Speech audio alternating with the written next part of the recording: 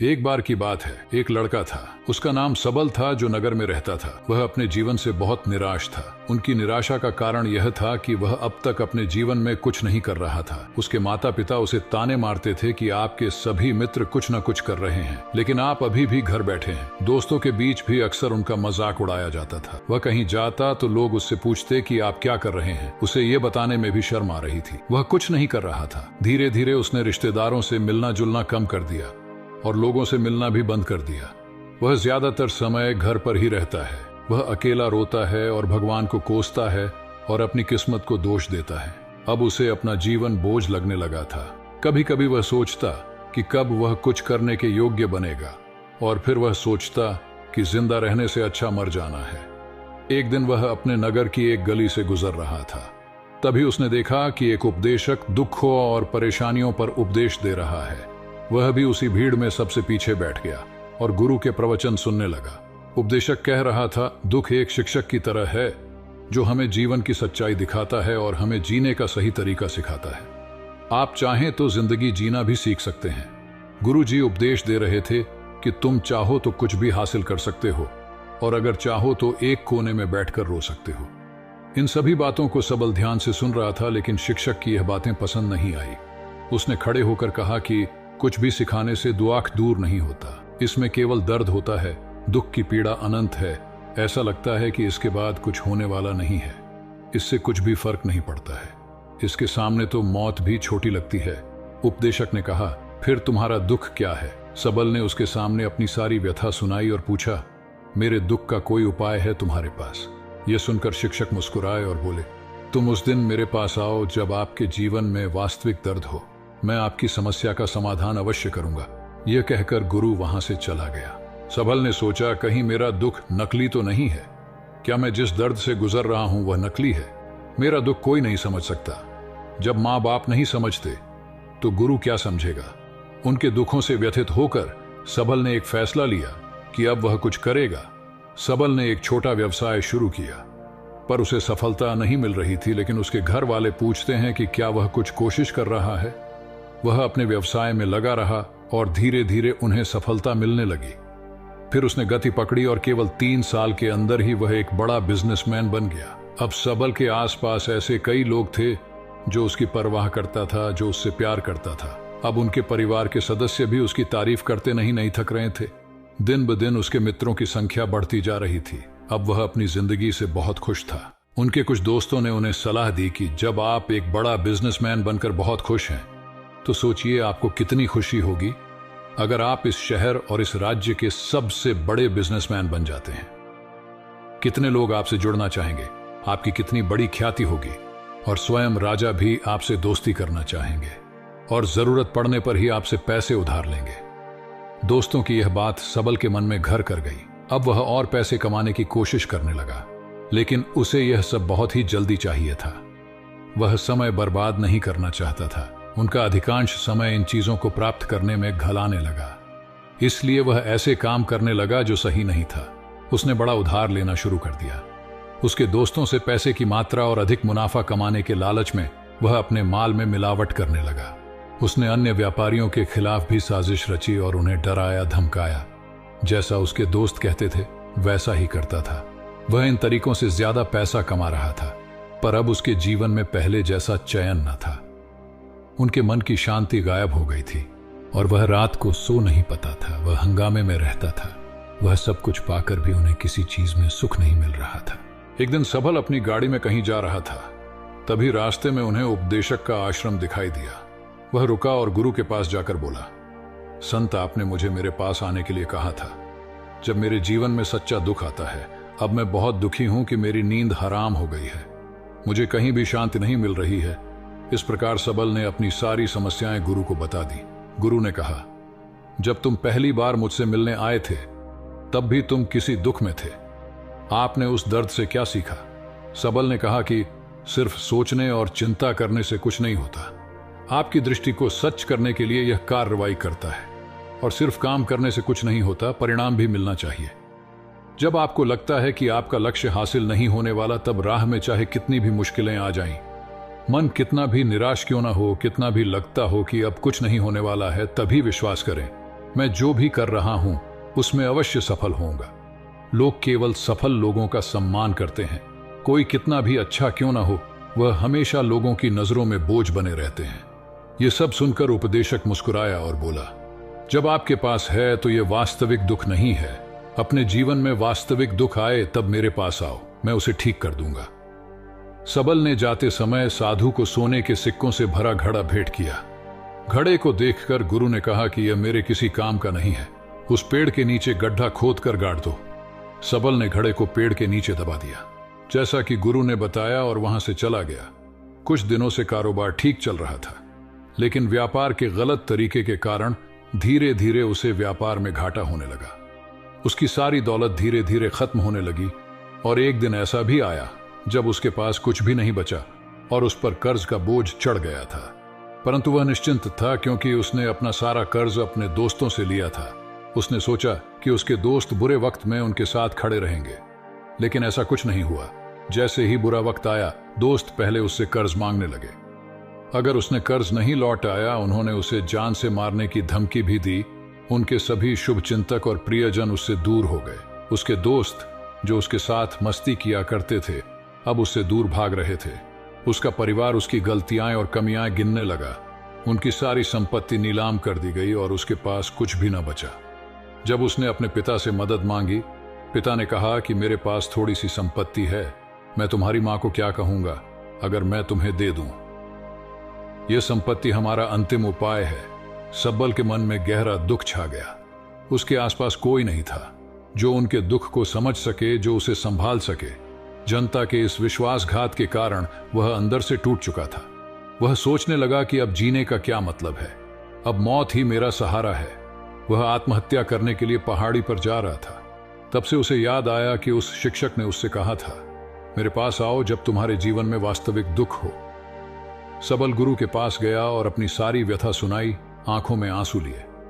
उसने कहा, हे गुरुजी, मेरे दुख का निवारण कीजिए। गुरु ने कहा, जब जीवन में असली दुख होता है तब मेरे पास आ जाना, मैं इसे जरूर ठीक करूंगा। ने कहा कि ये क्या हो रहा है, मेरी जिंदगी में अभी दुख नहीं है, तो आखिर असली दुख क्या है। गुरुजी ने सबसे कहा कि पहले आप मुझे बताओ, आपने अपने दुख से क्या सीखा। सबल ने कहा कि मैंने वह सीखा, जो लोग हमारे जीवन में आते हैं वह हमारी सफलता और प्रगति के कारण वो हमें धोखा जरूर देंगे, क्योंकि बुरे समय में वे हमारे साथ नहीं खड़े होंगे। वे अच्छे समय में ही हमारा फायदा उठाएंगे और बुरे समय में हमें छोड़ देंगे। उन लोगों पर ही भरोसा करें जो हमारे बुरे समय में हमारे साथ खड़े रहते हैं, लेकिन ऐसे लोग बहुत कम होते हैं। लेकिन जिनके पास है उन्हें उनकी सराहना करनी चाहिए, उनका अपमान नहीं करना चाहिए। मैंने कभी भी किसी के खिलाफ साजिश नहीं रखना चाहिए। अपना काम ईमानदारी और धैर्य से करें और कभी लालची मत बनो। अपने सारे दुख दर्द और अनुभव बयां करने के बाद सबल गुरुजी के सामने आंखों में आंसू लिए बैठ गया। कुछ देर बाद साधु उठे और पेड़ के नीचे एक गड्ढा खोदा और घड़ा निकाल लिया, जो सोने के सिक्कों से भरा हुआ था। उसने सबल को देकर कहा, मेरे पास आओ जब तुम्हारे जीवन में वास्तविक दुख हो। सबल ने अपने शिक्षक को धन्यवाद दिया और उसे प्रणाम करके चला गया। उस पैसे से उन्होंने एक छोटा सा व्यवसाय शुरू किया। अब वह छोटा व्यापारी बनकर भी खुश हैं। उन्होंने पूरी लगन और ईमानदारी से कारोबार किया। जल्द ही वह अपने शहर का एक बड़ा व्यापारी बन गया। उनका जीवन सुख सुविधाओं से भरा हुआ था। लेकिन कोई कितना भी अच्छा क्यों न हो, लेकिन जीवन में दुख आता है तो सबल के जीवन में भी दुख आते थे। अपने माता पिता की मृत्यु के रूप में वे दोनों एक ही दिन मर गए। सबल अपने माता पिता से बहुत प्यार करता था, इसलिए उनके निधन से उन्हें गहरा सदमा लगा। वह शवों को ले गया, दोनों को श्मशान घाट ले गया, जहां अंतिम संस्कार किया गया। वहां उसने अपने माता पिता का शव जलता हुआ देखा तो उनका मन बेचैन हो उठा। उसके मन में कई सवाल उठने लगे। वह घर वापस आ गया, इसलिए उसने अपने माता पिता के घर और संपत्ति को देखा, जिसके लिए उनके पिता हमेशा लड़ते रहे। आज जो छूटा पड़ा है, जिन्होंने इसकी देखभाल की, इसके लिए लड़ने वाले इस दुनिया से चले गए। उसके पिता ने जो कुछ कमाया वह सब यहीं रह गया। एक दिन पहले तक उसके पिता मारपीट करते थे किसी के साथ उसकी संपत्ति के लिए। आज वो खुद इस दुनिया से चले गए। उसका मन ऐसे अनेक विचारों के बवंडर में था। वह अंदर से अकेला और डरा हुआ महसूस कर रहा था। वह खाली महसूस कर रहा था। उसे लगा कि कुछ है, वह समझ नहीं सका। इसलिए वह गुरु के पास गया। उसे देखकर गुरुजी ने कहा, क्या जीवन में कोई दुख है? सबल ने कहा, वैसे तो जीवन में कोई दुख नहीं है, सब कुछ अच्छा चल रहा है, लेकिन आज मेरे माता पिता का देहांत हो गया है। मैं इस घटना से बेहद दुखी और परेशान हूं। गुरुजी ने कहा, इसमें दुखी होने की क्या बात है? एक दिन सबके अपनों को मरना है, कोई न कभी जिया है और न कभी रहेगा। एक दिन तुझे भी मरना है, शायद तुम कल ही मर जाओगे, या आप आज भी मर सकते हो। सबल ने कहा, क्या कह रहे हो गुरुजी, मैं भी मर जाऊंगा, लेकिन मैं अभी जवान हूं। गुरु ने कहा कि सब जी रहे हैं इस भ्रम में कि मृत्यु केवल दूसरों को आती है, बड़ों के पास ही आती है, लेकिन जवान और बूढ़े मर जाते हैं, बच्चे मर जाते हैं। मौत का उम्र से कोई लेना देना नहीं है, यह सभी को प्रभावित करता है। मास्टर जी की ये बातें सबल के मन में घर कर गईं और वह चुपचाप चला गया, लेकिन उसका मन अभी भी बेचैन था। वह खाली महसूस कर रहा था। वह सारा दिन अपने बारे में ही सोचता रहा कि वह कौन है, वह इस दुनिया में क्यों आया है, क्या जीवन का लक्ष्य केवल चीजों को खाना और मरना है? ऐसे कई सवाल उसके दिमाग में लगातार उठ रहे थे, लेकिन उन्हें अपने किसी भी सवाल का जवाब नहीं मिल रहा था और उसका दुख दिन दिन बढ़ता ही जा रहा था। इसीलिए कुछ दिन बाद वह फिर से गुरुजी के पास पहुंचा और बोला, हे स्वामी, मैं बहुत दुखी हूं, क्योंकि मैं यह नहीं जान पा रहा हूं कि मैं कौन हूं और मैं इस दुनिया में क्यों आया। यह सुनकर गुरुजी मुस्कुराए और बोले, आज आपके जीवन में पहली बार सच्चा दुख उत्पन्न हो गया है। यह वास्तव में दुख कहलाने के लायक है। हम नहीं जानते कि हम कौन हैं, हम क्यों आए हैं, क्या करें, कैसे करना है। सबल ने अपने गुरु से कहा कि उसकी दुर्दशा दूर करो। गुरु ने कहा कि हम सभी इंसान हैं, जीवन भर संग्रह करते रहते हैं। सबल ने कहा कि सभी इंसान जीवन भर धन, सम्मान, परिवार, प्रतिष्ठा, मित्र, शत्रु आदि जमा करता है। गुरु ने पूछा, क्या हम एकत्रित की गई चीजों में से कुछ भी अपने साथ ले जा सकते हैं? सबल ने कहा, कोई भी इंसान अपने साथ कुछ भी नहीं ले जा सकता, वह सिर्फ अकेला ही जाता है। मेरे माता पिता भी अपने साथ कुछ भी नहीं लेकर गए, सब कुछ धन, संपत्ति, वैभव, सब कुछ यहां पर छोड़ कर गए। शिक्षक ने कहा, अब मेरी बात ध्यान से सुनो। इस संसार में हमें जो संग्रह करना चाहिए वह हम नहीं करते। चीजें हमारे सामने होती हैं, लेकिन हम उन्हें देखने की कोशिश नहीं करते। हमें इस दुनिया में जो कुछ भी इकट्ठा करना है वह हम खुद हैं। हमें खुद को जुटाना होगा ताकि जब हम मरें तो हम एकजुट हो सकें, और खुद को पहचानने में सक्षम होने के लिए हम अंदर बंटे हुए हैं। हम प्यार, नफरत, गुस्सा, ईर्ष्या में बंटे हुए हैं। क्रूरता, धन, स्थिति, प्रतिष्ठा, सम्मान, पहचान, धर्म, जाति, सैकड़ों हजारों ऐसी चीजों और इच्छाओं में हम विभाजित हैं और टुकड़ों में जीवन जी रहे हैं। इस विभाजन के कारण हमारी चेतना कभी एक नहीं हो सकती। हमारी चेतना शक्ति बिखरी हुई है, इसलिए हमारे पास इतना समय नहीं है, इतनी ऊर्जा नहीं कि हम मुड़ सकते हैं और अपने भीतर देख सकते हैं। वास्तव में धन, सम्मान और सुविधाओं का अभाव, लोग इसे दुख समझते हैं और जीवन भर के लिए जो दुख कहकर रोते रहते हैं और समाधान खोजने का प्रयास करते रहते हैं, उन्हें अपना समाधान कभी नहीं मिलेगा, क्योंकि जिसे लोग दुख कहते हैं वह वास्तविक दुख नहीं है। यह सिर्फ एक आदमी की इच्छा है, उसकी इच्छा कभी पूरी नहीं होती, इसीलिए व्यक्ति को कभी उनके प्रश्नों का समाधान नहीं मिलता। इसलिए इन सबसे परे यदि आप अपने दुखों का अंतिम समाधान चाहते हैं तो सबसे पहले खुद को समेटो। इस दुनिया से अपनी ऊर्जा वापस ले लो और इकट्ठा करो। अपने आप पर ध्यान केंद्रित करो, स्वयं पर ध्यान दो। अपने मृत्यु से पहले अपने आप को जानने की कोशिश करो, बिखरो मत। सबल ने कहा, तो गुरुजी, क्या हम इस संसार को छोड़ दें? हमारी सभी इच्छाओं को मार देना चाहिए। किसी से प्रेम नहीं करना चाहिए, धन संग्रह नहीं करना चाहिए, सम्मान की आशा छोड़ देनी चाहिए। शिक्षक ने कहा कि भावनाओं और इच्छाओं ऐसे बिखरे हुए मनुष्य में से निकल आओ, जैसे कोई पत्थर पहाड़ से गिरे जिस पर पर्वत का कोई वश नहीं है सिवाय देखने के। परेशान होना और कुछ खोना, वैसे ही बिखरे हुए मनुष्य की इच्छाएं बेकाबू और दर्दनाक हैं। उसका अनियंत्रित मन इच्छा करता रहता है और कल्पना करता रहता है, और यह दुख देता है।